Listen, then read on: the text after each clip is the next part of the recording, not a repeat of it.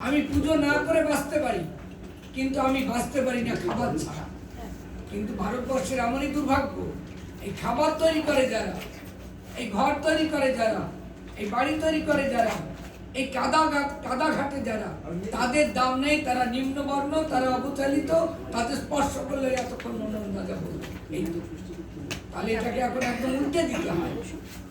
হেগেলের দর্শনকে Marx উল্টে দিয়েছে, তাই বস্তুবাদ, তাই মার্ক্সবাদ। অর্থাৎ তার যে উদ্দেশ্যটা, তার বিধেয়টা, তার অংশটাকে একবার উল্টে দিতে। এবং আমি বলতে চাই, কবিতা মানে যে কেবলমাত্র সুরম্য হবে এবং আমাদেরকে মনে আনন্দ দেবে, আমাদের নানা রকম উচ্চ স্তরে যাবে, তা আমার কথা নয়। আমি বলতে চাই, যে কোনো কবিতার ভিতরে নতুন কোনো বাণী, কোনো মেসেজ, কোনো তথ্য থাকতে হবে, তত্ত্ব থাকতে হবে। তা না হলে কবিতা হবে না, কখনই হবে না। আপনারা যারা কবিতা লিখছেন তাদের কাছে আমার অনুরোধ, ভেবে দেখবেন কথাটা। নতুন কি আপনি দিচ্ছেন, নতুন ভাবনা, নতুন চিন্তা, নতুন ব্যাখ্যা, নতুন চিত্রকল্প, এবং নতুন ভাবে তার লেখা। পুরনো কে কোন ছন্দে কবিতা লিখেছে তাই আমার লিখতে হবে, তার কি কথা আছে? আপনারা লক্ষ্য করেন না, অদ্বৈত মল্লবর্মণের উপন্যাস কাহিনীটি বলে উপন্যাসই হচ্ছে না, ছড়ানো, চিবড়ানো। অদ্বৈত মল্লবর্মণ থেকে মনোরঞ্জন ব্যাপারীতে আসুন, অনেকে বলবে নিজের কথা এরকম করে বলেছে, তা কেমন করে হবে? কথাটা সেখানে নয়, তাই একটু সেটা হচ্ছে কথাটা আমার সত্যে, কথাটা আমার জোরে, কথাটা আমার বিপ্লবী চিন্তায়, কথাটা আমার এই সমাজটাকে উল্টে দেবার জন্য। এ যদি না হয় তাহলে আলোচনা করে কোনো লাভ নেই। আমি যদি সময় থাকে একটি কবিতা আপনাদের কাছে আমি বলব, সেটা হচ্ছে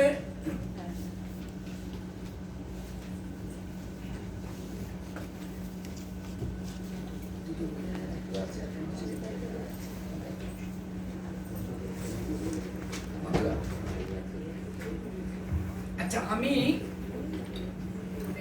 মানে ওরাকান্দি স্কুলে পড়েছি। ওরাকান্দি যারা মধ্য সাহিত্য জানেন তারা ওরাকান্দি তাদের তীর্থ। আমার শৈশব কেটেছে ওখানে। আমি ঠাকুরনগরের কাছে আমি একটা স্কুলে পড়েছি, ওই জানে আমি ওইটাকে এই দুটো তীর্থে আমি গেছি এবং আমার জীবনের সাথে যুক্ত, তাই নিয়ে আমি একটা কবিতা লিখেছি। এটা মতুয়া সাহিত্যের ভিতরে পড়ে, মতুয়া সাহিত্য, দলিত সাহিত্য। মনন্দা কি চলে যাবে নাকি? ঠিক আছে, থুতু ফেলে আসে।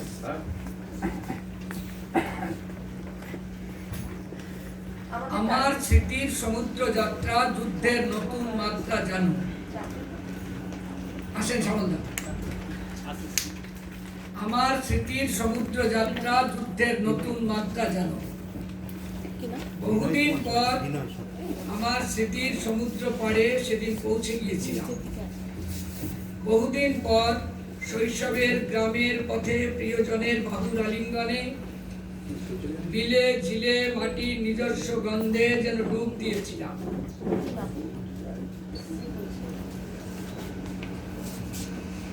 বহু মুখ এসে ভিড় করেছিল ওরাকান্দি স্কুলের হস্টেলের বারান্দার রাবার গাছের পাশে।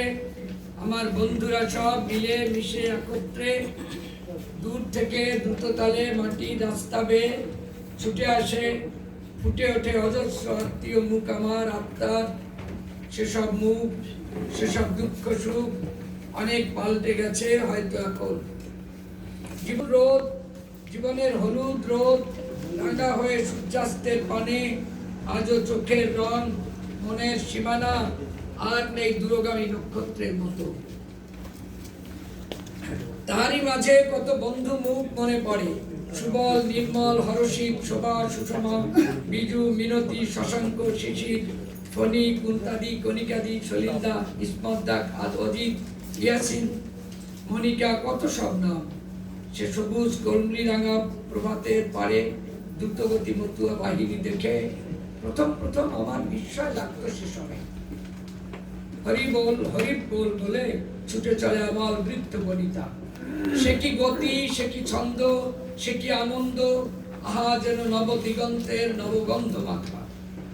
আরো মনে পড়ে প্রথম শৈশবে সে বাহিনী ছুটে আসে, ঠাকুর বাড়ির ধুলোয় গড়াগড়ি যায়।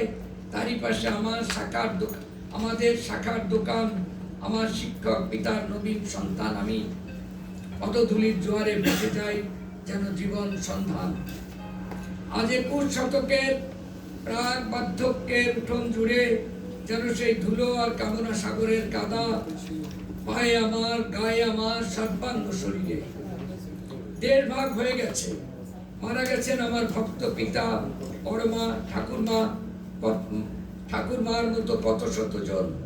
আর এ তো ভিন্ন দেশ, ভিন্ন বেশ, ভিন্নতর পরিচয় বহন।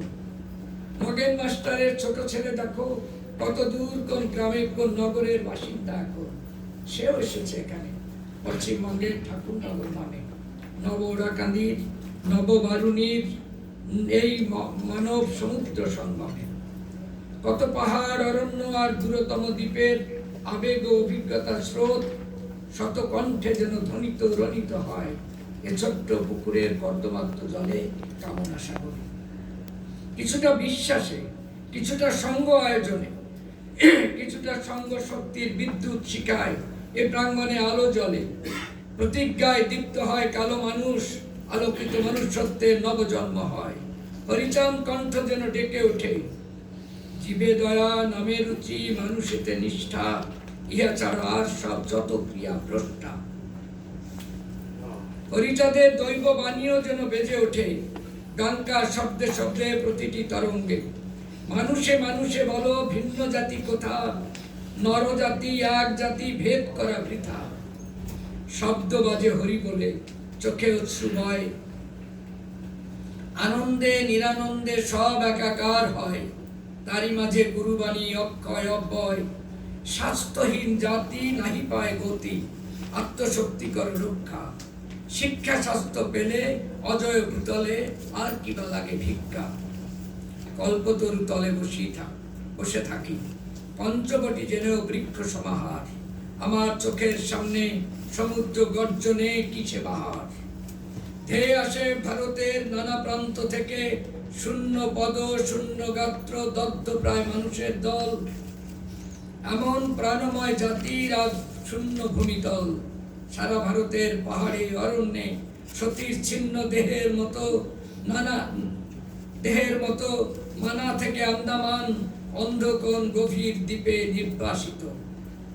কে জানে কবে আবার গুরুচাঁদের হাজার হাজার স্কুলের লক্ষ লক্ষ ছাত্র শিক্ষক সারা দেশের ভূমি ও শ্রমের মালিক হবে। কবে তারা ফিরে পাবে তাদের নিজস্ব অধিকার। দিকে দিকে আনন্দ অশ্রু, এ মহাসমুদ্রে সমুদ্র তরঙ্গে ডাক ওঠে, ওরে উঠে দাঁড়াও, তল উচ্চ শীষ, এদেশের গর্ব লাঠিয়াল বীর। দাবি তোলো নাগরিকত্ব, দাবি তোলো জাতিপত্র, মাতৃভাষা শিক্ষা চাই, চাই গণতন্ত্র, চাই নির্বাচনী জয়, আমাদের লোক চাই সর্ব উচ্চতায়।